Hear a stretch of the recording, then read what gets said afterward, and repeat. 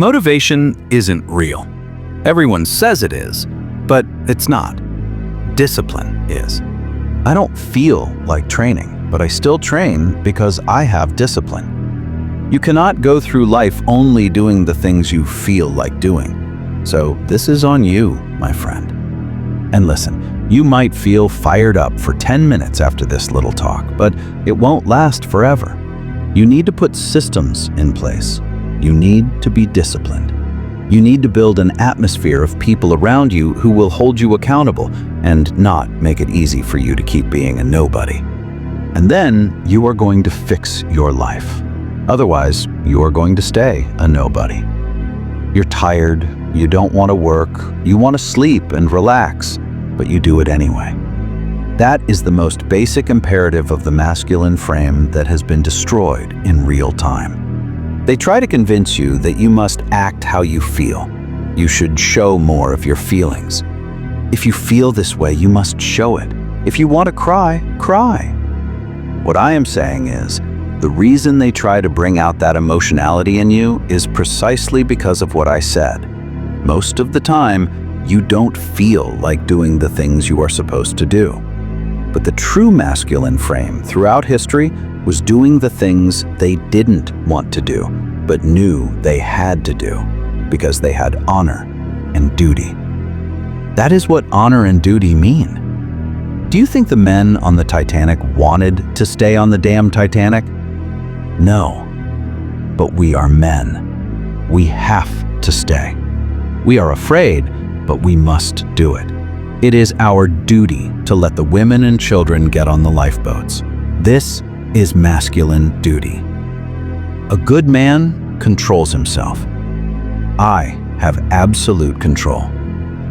Emotional control is absolutely important as a man. I am saying that you need to understand, as a man, there are certain principles under which you act regardless of how you feel.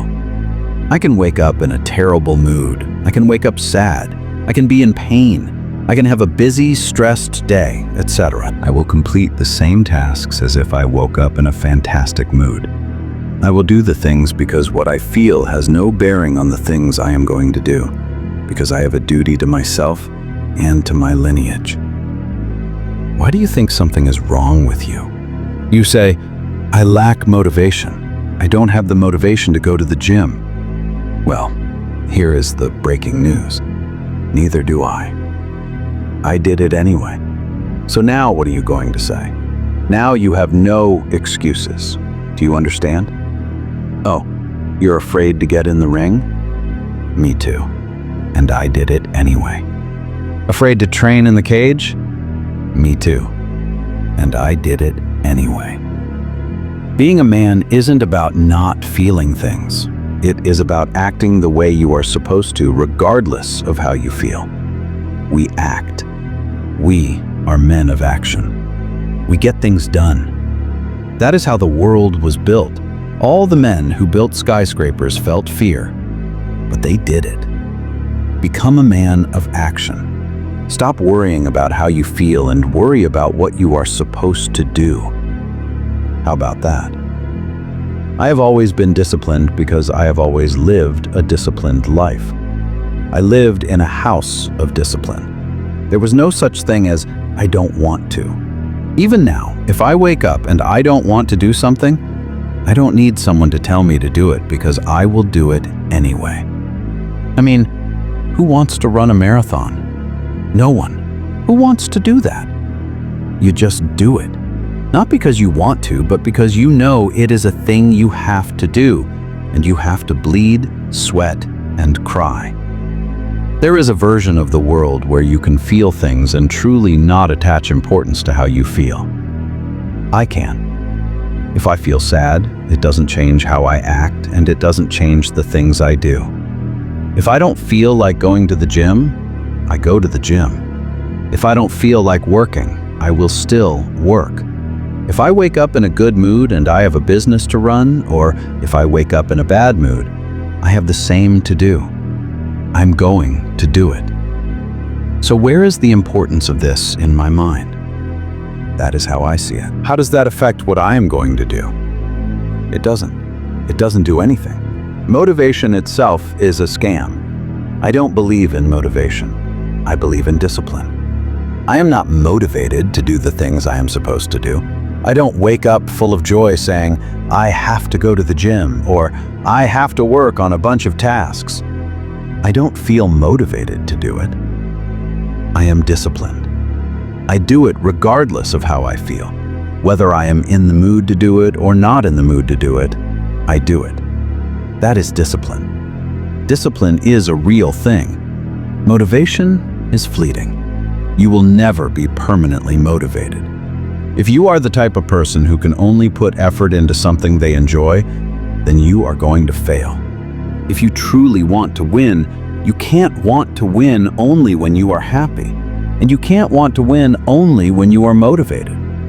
You are competing against men like me who will act even when it rains, not just when the sun shines.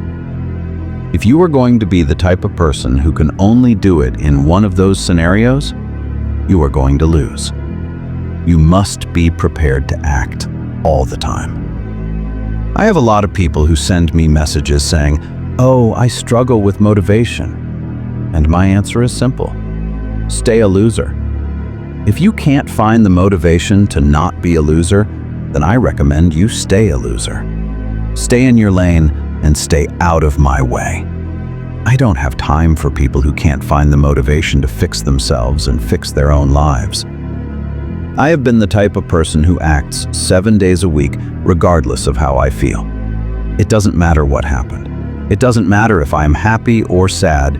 There are things to do. And this is the mindset you need to adopt if you want to be a winner.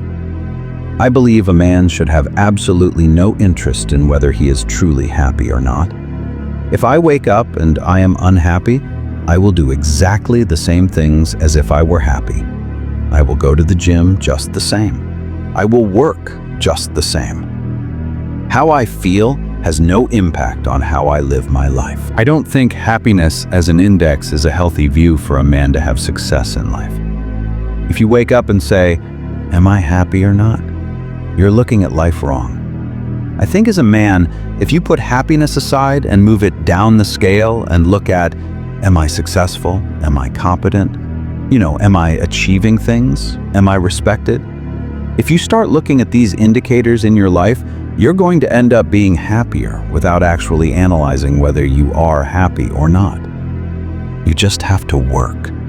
At some point, you have to bite the bullet and simply work. Working harder will never stop helping. No matter what scenario you are in, working harder will never stop helping you. And it is amazing that I give different versions of the same answer for 99% of the questions they ask me. Work hard. If you have a problem, whether you are broke, out of shape, if your friend dies, if your girl leaves you, if you are depressed, whatever it is, working harder is almost always the answer. So you know what you have to do. You need to do it. And what is surprising again is like the antidote. If you take the antidote before the poison, then you are never going to get sick in the first place.